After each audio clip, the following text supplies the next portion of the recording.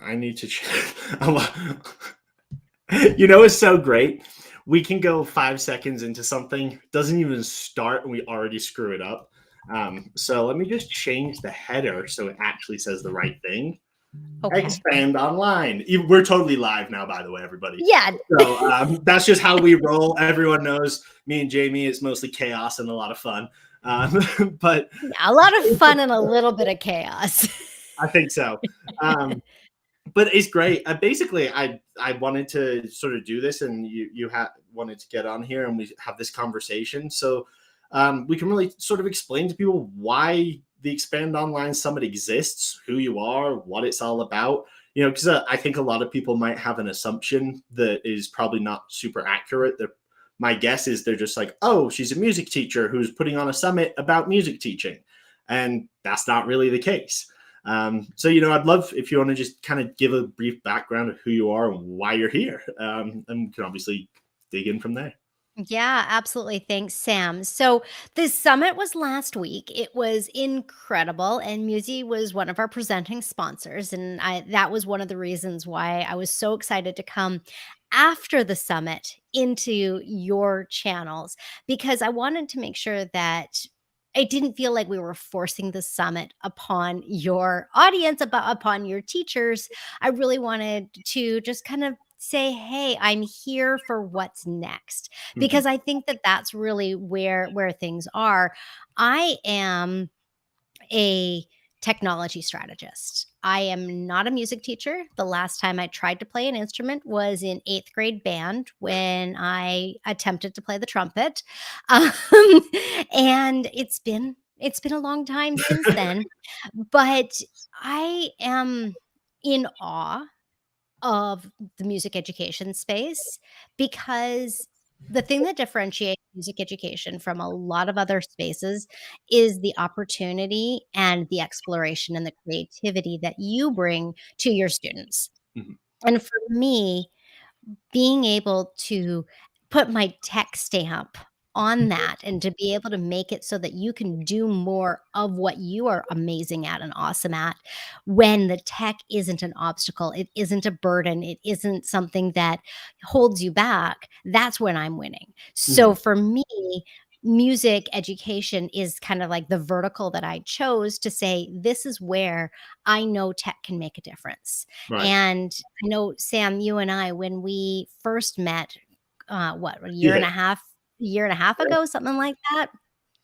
it was really like, wow, there's music education software. Like, there's software dedicated to teaching music, because online things are so different than things might have been in the past. And it's important for us to do the best job that we can when we're online, because we can even have a superior experience with our Mhm. clients and with our students online if we do things right. And I'm all about doing things right, all about the tech, all about making it easy for you as the teacher and for your students and stuff like that, which is why I think Musi and I, or Sam and I, get along so well. Absolutely. I think you're right on it. I think that's exactly why when you approached me the first time, because it's funny, the very first time we connected was basically through a demo, just through the Mhm, platform, mhm. just as a user almost. And that was really interesting to see sort of the perspective you were taking there. And then, once we started talking about the Expand Online last year and what that was, and that was awesome, and then what it's become now, it's very interesting, because I think we've had our conversations on the side where we see the sort of the voices in the area or in the industry will be saying, oh, we want to get away from online lessons because the pandemic's almost over, and we would hear this like every few weeks, and and then you understand over time that's not the reality we live in. And what I'm seeing, and I think you see this, is that more and more people are coming in and adopting the technology and are saying, oh, okay, this is a permanent thing. This is the new way of doing. And so what is there? So, and the best thing is before, there was a, what is there and who do I talk to about this? And Mhm. wasn't much answer to either of those questions. Nowadays, that's not the case at all. what is there and who do I talk to is pretty straightforward. I mean, there's people like you doing this that have, this knowledge and can provide these resources to teachers that might not have had it otherwise. Because we've talked about it millions of times, but everyone who's a music teacher knows that music colleges are not exactly the best at setting you up with business savvy, and I'm speaking from my own experience, Right. it was everything I did after college that got me, really understanding how business works. And that all came through, conversations with people like you. And I think that's exactly what's really cool about this is people can reach out and access that kind of pool of resources that they never had before. Absolutely. And I think that that's actually one of the big things is that someone who says, I want to be a music teacher Hmm. wants to be with the students, seeing the student progress. Yes. That's the part of music education that I can say everybody who is currently saying yes, I want to continue to be a music teacher, that's the piece of it that Yeah. you thrive on. And all the other stuff, all the stuff behind the scenes, Hmm. running the business, taking the invoices, scheduling, sending emails, reminders, going from like I don't want to just teach one-on-one lessons anymore. There's more I can do.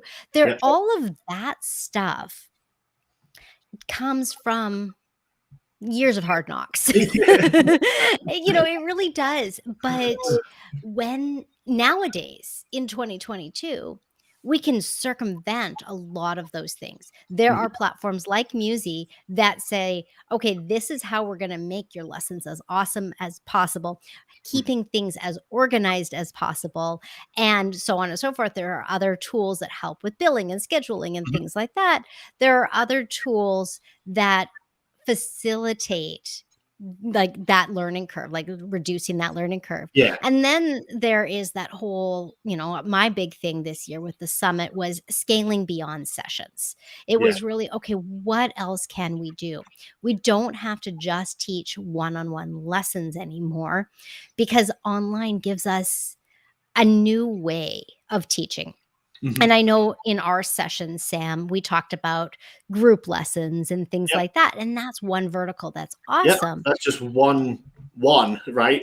Yes, and I think that it's a matter of kind of like shifting perspective of like, Mhm. okay, can I be a successful teacher if I am not doing X, Y, or Z? Where Mhm. generally speaking, they are real time, in person, one on one. Those are my X, Y, and Z, real time, in person, and one on one.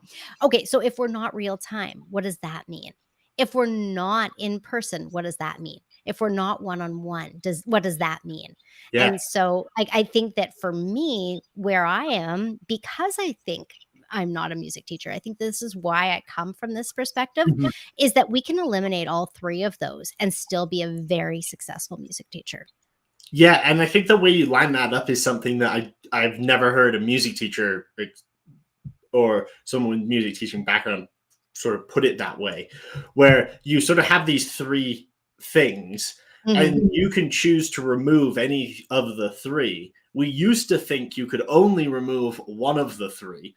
And now you're basically saying, no, you can actually get rid of all of them and just do it a completely different way.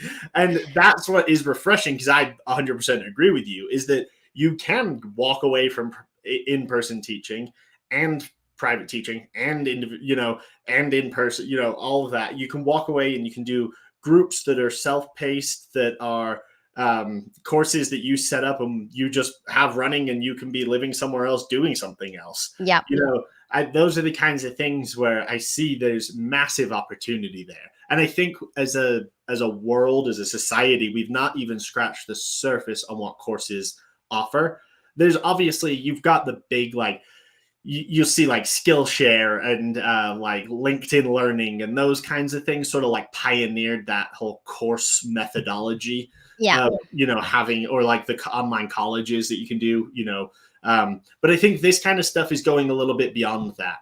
I think it's adding Yeah. in like another layer of interactivity, another layer of personalization, making it so it's not just feeling like you're pulling out a book, reading the book at your own pace and doing the test at your own pace, which is what a lot of Totally. courses feel like, you know? Absolutely. Yeah. And I think that that's actually a really good jumping off point into what does it look like to run an online course, and what does it look like for somebody to take your online course? Because, of course, those are two different things. Like running the online course, the most important thing is the same thing that it is with live lessons, Mhm. the student journey. It is the student has to come first with this online course. It doesn't matter what you're teaching. If you don't keep your student front of mind as you're creating it, Mhm. then what's the point? Because if the students aren't engaged, if they're not going to come back, Yeah. with live lessons, especially when you're working with kids, they're going to Mhm. come back because their parents are making them. Right. If it's live lessons and you're working with adults, they're going to just flat out quit. Yep. When it comes to an online course, quitting is easy because Yeah. there's no accountability. So we have to build accountability in, we have to build excitement in, we have to build all of these things in. So keeping that student front of mind as Mhm. we're building out this course, that is like one of my biggest pillars that I work on with my clients is, Mm. okay, so how is your student going to feel successful? Yeah. How is your student going to walk away from this time that they spent in front of the computer learning something that is foreign to them and feel good? Yeah. So, we want to make sure of that for sure with online courses. And, you know, a lot of music teachers are like, well, I've got this system, I've Mm. got this methodology. All of my students, I take them through A, B, and C before we get into the good stuff. Guess what? All They of those things are your perfect first course. Yeah, it's really funny because I hear a lot of that. I'm kind of chuckling because I hear so much like I've already got my thing, and then you're sort of like, well, why are you reaching out to us in the first place? Don't you want something different? Don't you want to try to expand this? And I think that's sort of what you're saying is that like, yes, you've got your thing, but hey, we can give you another way of thinking about this. Instead of Mhm. just doing those three things with every single student every single time, offer a primer course, have that be something that every student goes through before they even take a lesson with you. That will also Right. weed out students who don't want to take lessons, and you'll get a little bit of income and you don't have to do anything. you know, Right. it's like Yes. those little things that is just a slight change of perspective. You're literally not even changing what the person does. They're Mhm. still doing exactly, they're actually doing less, but one time they just record themselves doing it basically. That's Yeah. really the difference, right? And Yeah. and then they've got a perpetual stream of income or passive stream of income that is and a great way of getting people to know who they are, what it is they offer. That everyone always talks about the ideal client. I mean, that's a fantastic way to find the ideal client. Send them through a little training thing to figure out if they want to actually stick with it and do it, you know Yeah. and you're making a little money on the side while you're doing that.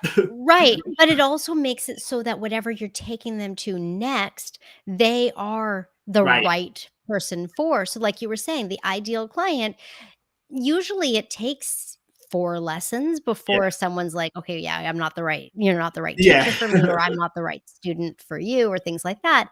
If we can have that done without involvement, without having to connect with them, I mean, that's a winning situation, and it also allows you to gain credibility, in other verticals. Right. I one of the examples that I use all the time, I feel like I just used this yesterday or the day before. It's how often I use it.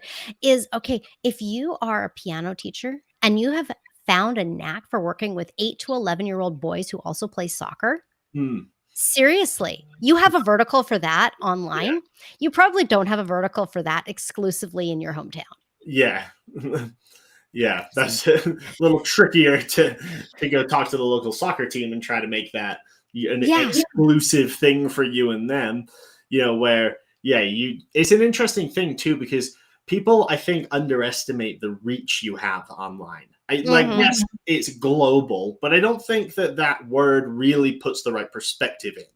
I think people go, oh, it's global. You could get people from anywhere. But then they're like, but there's different time zones and you're never going to do that. And it's not like you're going to teach someone in a different country or a different language. And all of that's wrong. You know, like I know tons of teachers who teach people that literally don't speak the same main language, live halfway across the world. It will be midnight for one of them and 2 in the afternoon for the other.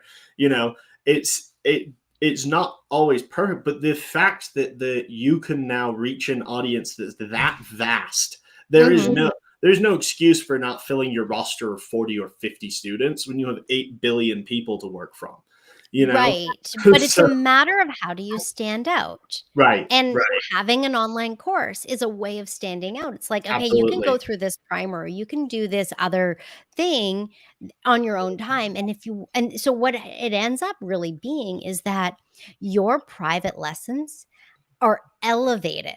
Yeah, They are elevated to a higher, level, like, someone can't just come into your private lessons right. anymore. They have to go through your course or your, or your group program or the other things that you do online before they even have the opportunity to work with you privately, which then, of course, takes us into another topic that you and I both love, which is, stacking the money side. If, like, okay, well, you already talked about passive income, but you Yep. can also elevate the fee that you charge for private Oh, lessons totally. because people have already said yes. They've Yeah. said yes more than once. This is something that's really interesting in the online space, is that we want people to say yes early and often. Mm, We want them to say yes to your freebie, to your free right. gift that you put on your website. They said yes, they gave you their email address. We then want them to say yes to some low price offer that allows them to say, yes, this is the right teacher for me. And then for them to say yes to your course, and then Mm, to say yes, and to say, like, we want them to start saying yes as yeah. early in the process as possible, which is why I tout email marketing so, so much. And that was the topic of my talk, Yeah. during the summit last week, was on all about email marketing. And it is so crucial, and we can I think I've spoken about this dozens of times, but you have too, is that the email marketing side of things, the treating yourself more like a business owner than just a Mhm. teacher, really getting into the sort of nitty gritty back end of the marketing side of things to really understand who your clients are and how you can approach them. I think that, like, and that's really what you're there for, and to show people how to do that stuff, because that's, like we said, that's not really taught in college. That's not the stuff you're learning from the books, for the music teacher 101 handbook. you know No. those are the things that we need to be writing down and making the books for and putting out the courses for, and that's Mhm. exactly what you're doing here, and that's sort of the whole point of the Expand Online Summit, right? Is that Yeah. there's this, you're basically saying, hey, here's 2016 experts that can uh, help you in one of these avenues if you're having a problem. And Yeah. I like how you broke up the summit into sort of like a theme each day, so Yes. that people could be like, oh yeah, online lessons, that's my thing. That's where I'm stuck. I hate Zoom. I want to figure that out. Okay, Monday's my day. Or like, payments and scheduling are a nightmare. How do I do the back end? It's like, okay, I've got a day for that. Or, Mhm. so I think that's a great way of setting that up and sort of making accessible, to the teachers. Thank you. Thank you. Yeah, it was really important to me that there was flow with Mm, the summit, that everything went from one to the next to the next. As much as I love online courses, like, that is my passion. We know that there was not an actual session on online courses. right. Which is really interesting, but I talked about online courses in my podcast episode last week Mhm. that, I recorded live for the attendees. If they wanted to attend, they were able to attend, that live, and then I brought in, some members of our first round of the Online Music Course Accelerator program, to do a roundtable on Thursday. So just kind of like a culmination of, okay, Nice. the 3 people that I brought in were just like you. Mm, They didn't have online courses. They didn't have thousands of, followers on social media. They right. didn't have email lists, or if they had email lists, they were more performative email lists than they were instructional email lists, because that's a whole topic that I could go Right. into That's another thing. at some point in time. But what I did is I really felt it was important to say, this is a next step. This is a possible next step. And not Mhm. for everybody. Not every teacher wants to teach online courses and Right. wants to create them. Some teachers, they really do want online to just be a good option if lessons are not available in person because of this reason or that reason. And for Mhm. that, that's why I wanted to make sure that, like my session with you was on Monday, because I wanted to anchor the content with what I felt was the biggest question that people have, which is like, how do we make online awesome? Mhm. That was kind of like, if I'm thinking about it, how do we make thing online awesome? And Yeah. then we go into, how do I make my business not so painful? And then we go into, okay, now I need to figure out how to do this online marketing stuff. Yeah. And then finally I wrapped up with defining your own success and creating your own Mm. success. And so that was kind of how I put the whole thing Yeah. together.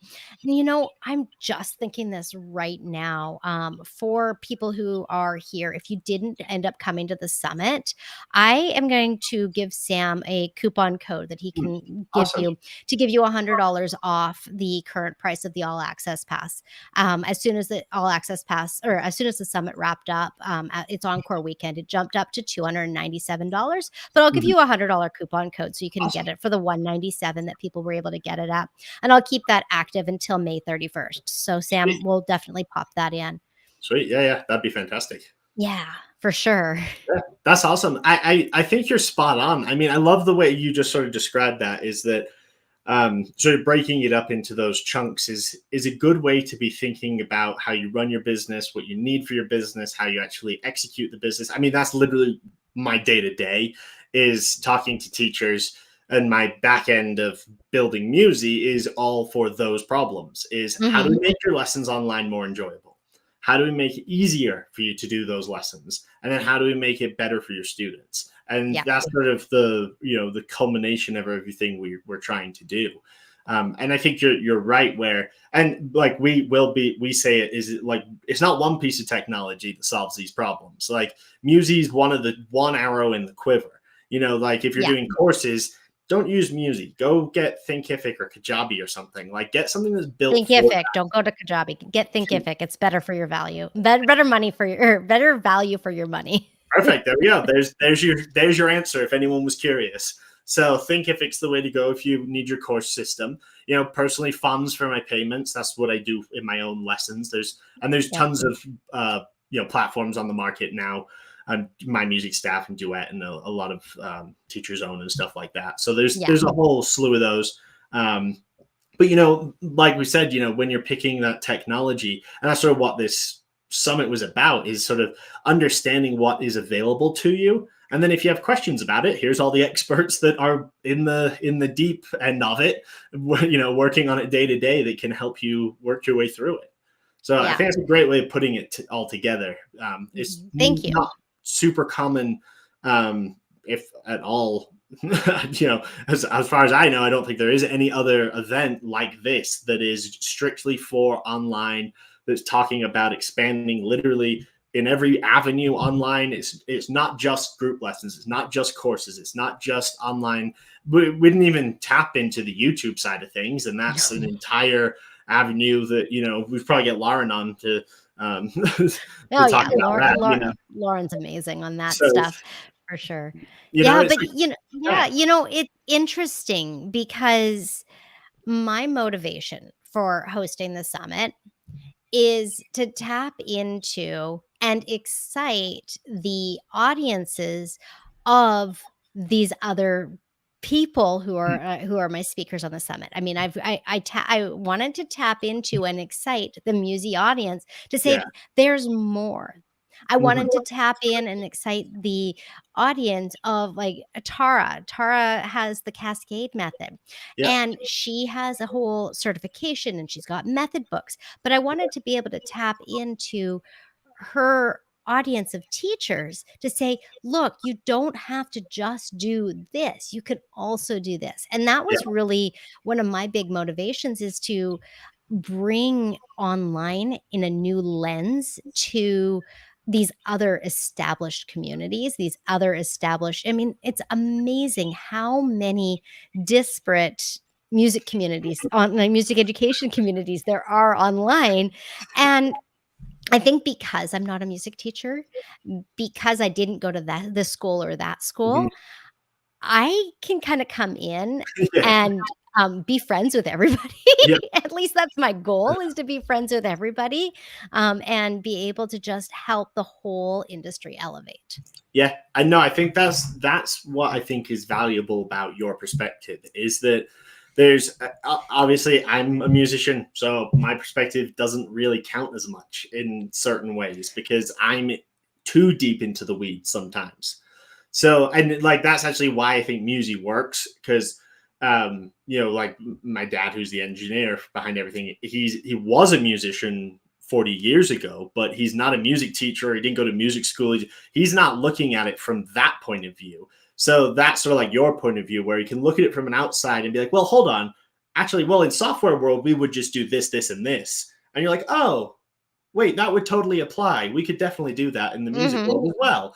So I think having that perspective is super important because as music teachers, you're right, we get clicky and we get like personal and it becomes we're all artists at the end of the day. So and whatever we do is still our artistic baby, even if it's teaching. Like teaching Yes. is an artistic form of what you do. It took me a long time to realize that, but once I did, then I started to understand why teachers can be the way we are.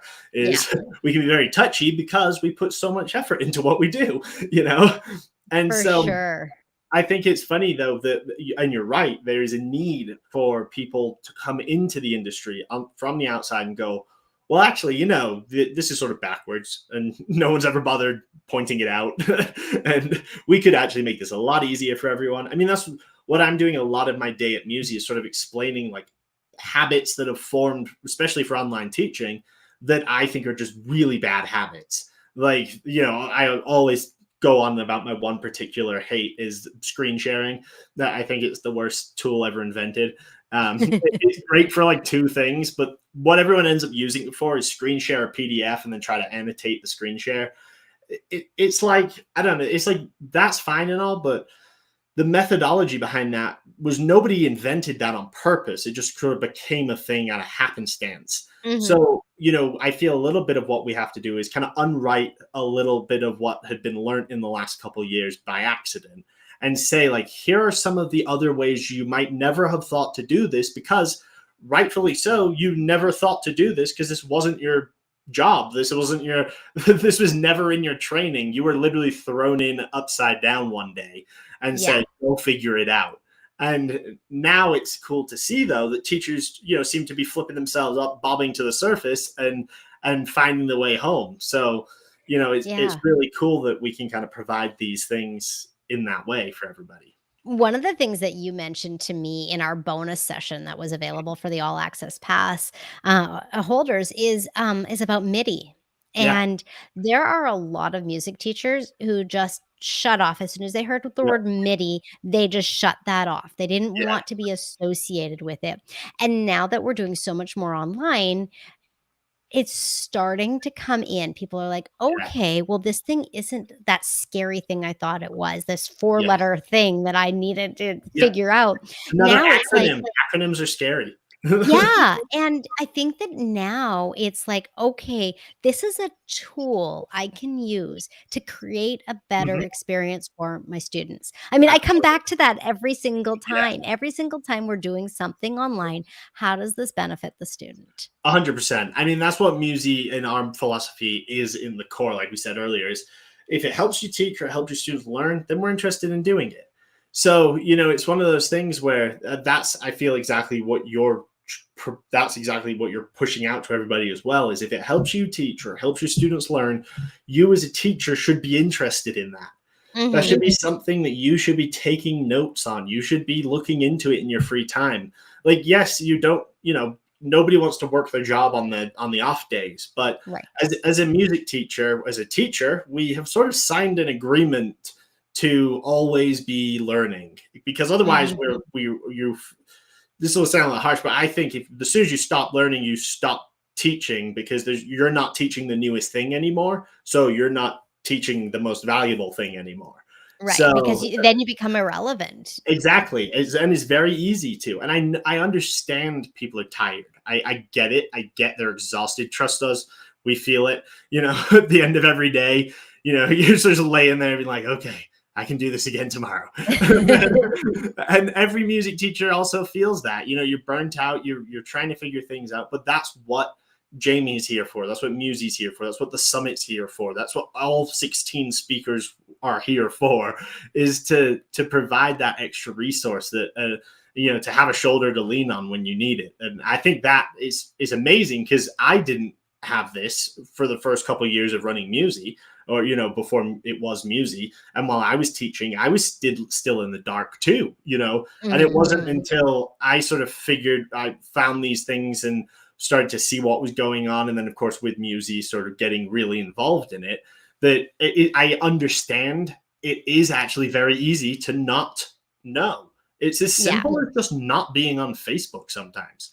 Like, if you're not on Facebook and you're not in all those groups, then you're probably not going to see everyone posting about the newest trend or the newest method book or the newest thing it's not so obvious to go and join those groups. We now right. think it is, because we're on the backside of it. But at first, I mean, I ran music software companies for years before I even realized that there were music teaching groups at all.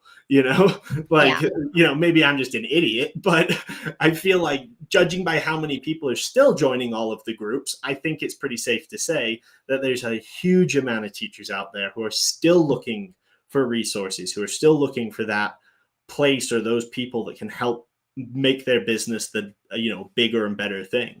Absolutely, and one of the things that I wanna make sure that we emphasize is that if it isn't broken, you don't have to throw it out. Yeah. If you see something that is an improvement on something that you're currently doing, whether it's a manual process or a clunky process, then explore it. But if you have your tech stack and you have your systems and you have everything running, Yeah. instead of focusing on the new software that's coming out, instead shift to the other modalities of teaching.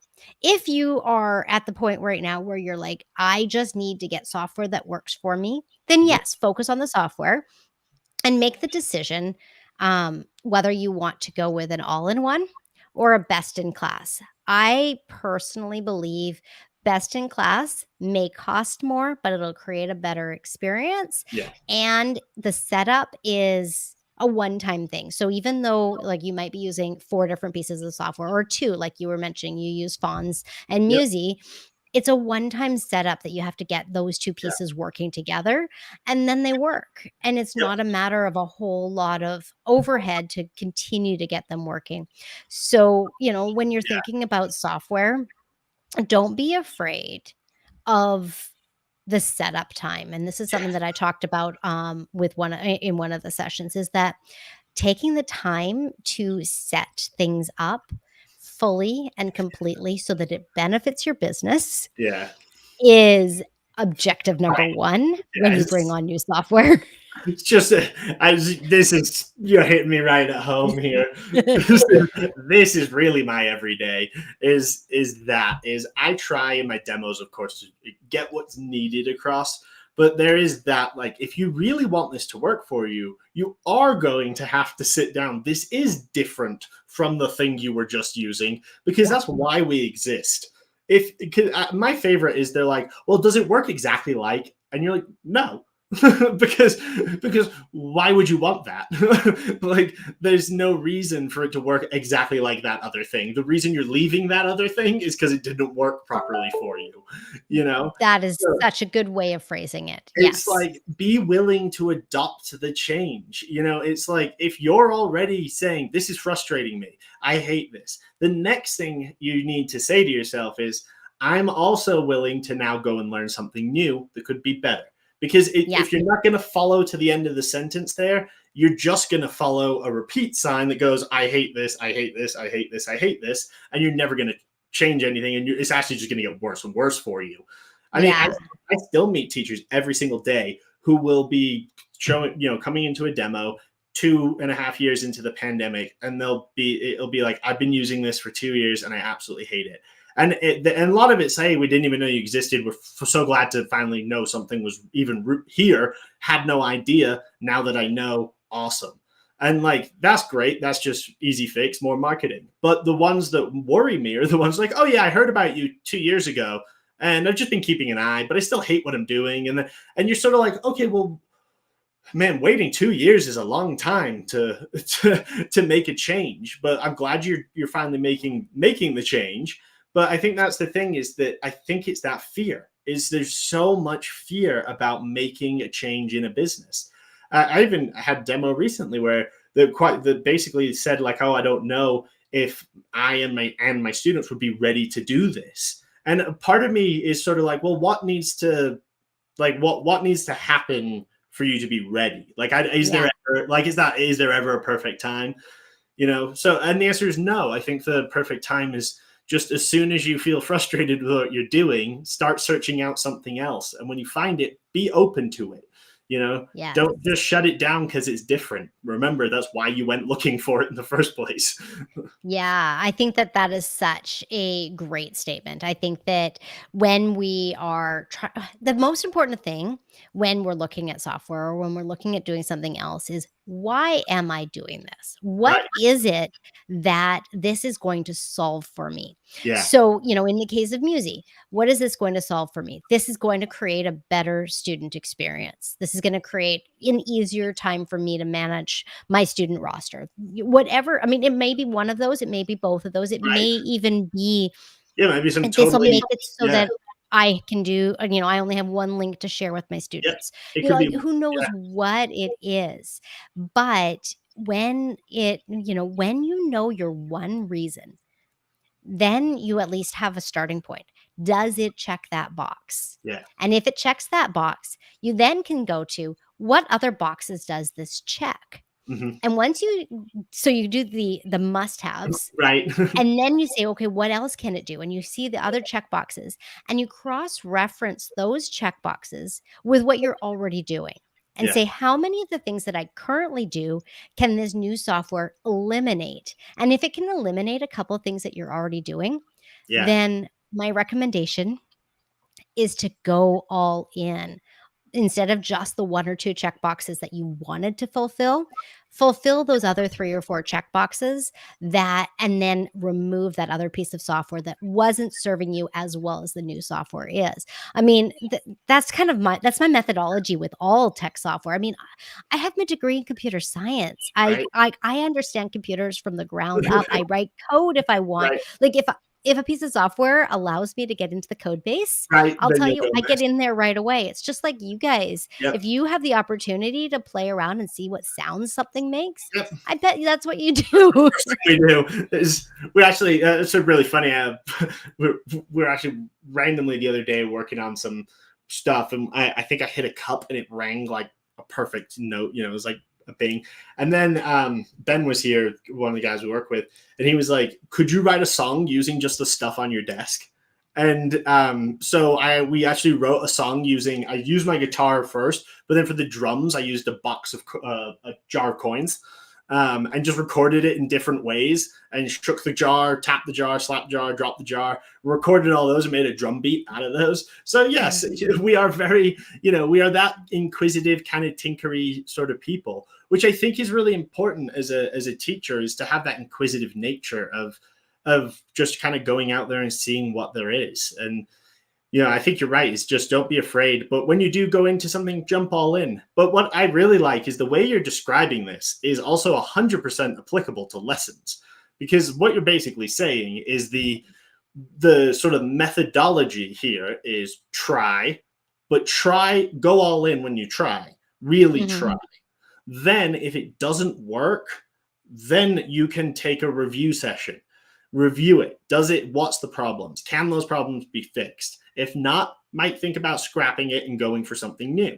And then that cycle will that just repeats forever with everything that you do, and I think that's a great way of thinking about it, because with lessons you might try groups and you might try it this way, do it this, that's not quite right, can we fix it? Okay, we fixed it, great.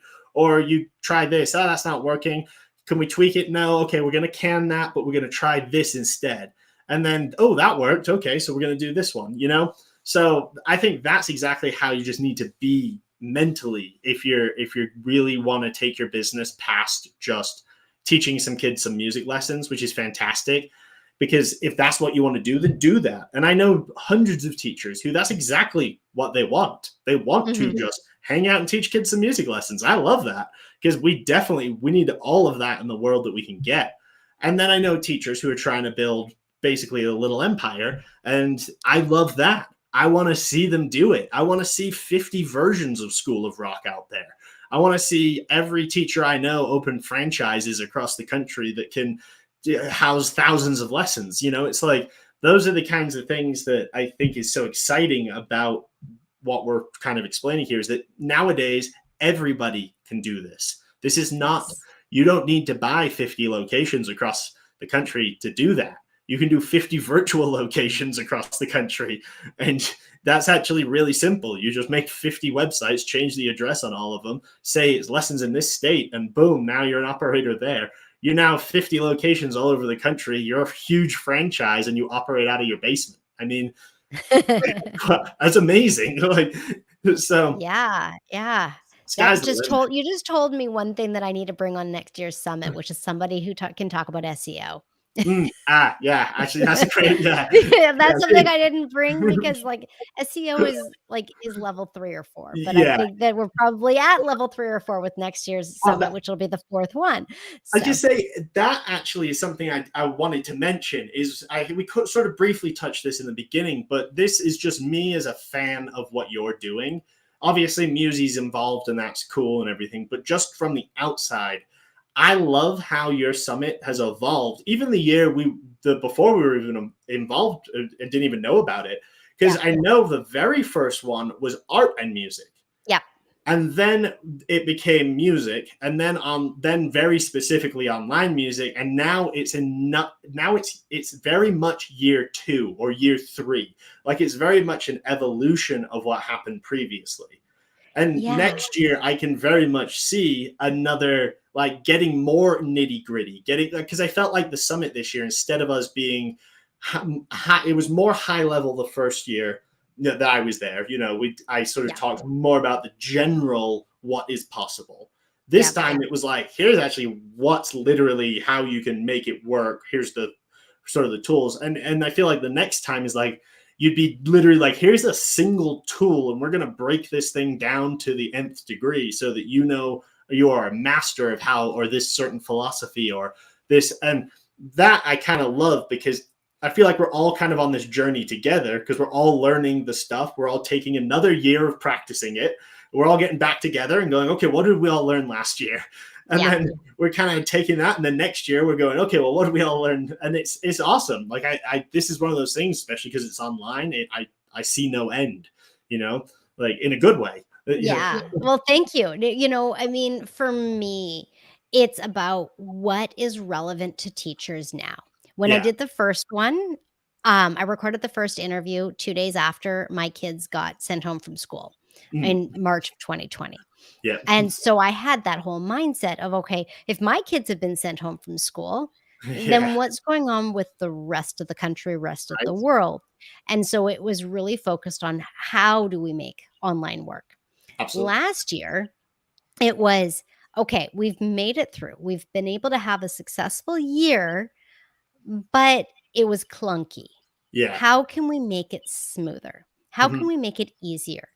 And then this year, it was, okay, we have done this and we want to stay online. We want to do more online. This, like, so, like, actually, I'm going to be completely transparent here. The number of people who signed up for the summit last year in 2021 is higher than the mhm, number of people that signed up for the summit this year in 2022.